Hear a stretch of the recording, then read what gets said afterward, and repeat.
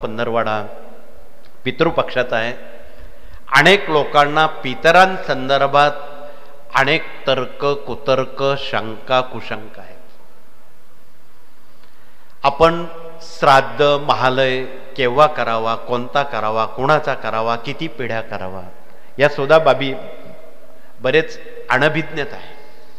म्हणून शक्यतो कलियुगात 5 पिढ्यांपर्यंत मृत शौच किंवा अशौच पाळावं. जनन शौच म्हणजे जन्माचे 10 दिवस आणि मृत व्यक्ती झाला त्याचे 13 दिवस, हे कुठपर्यंत पाळायचे असतात.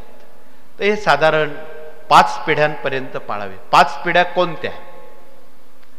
आपले मृत आजोबा, मृत पंजोबा, मृत वडील, वडील आजोबा पंजोबा हे झाले 3.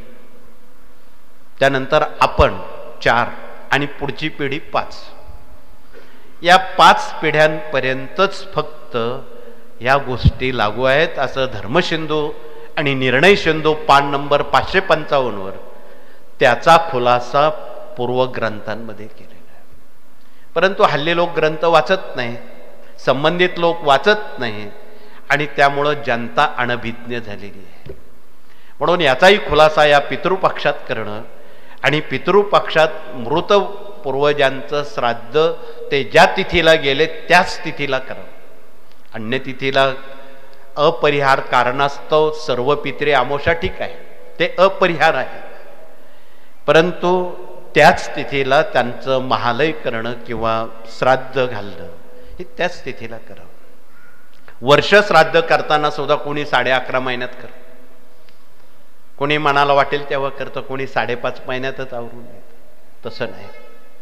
अधिक महिना जर आला तर त्यात 13 महिन्याने करावं लागतं, तो सुद्धा त्यात धरावा लागतो. परंतु पूर्ण 12 महिन्याशिवाय वर्ष श्राद्ध करता येत नाही.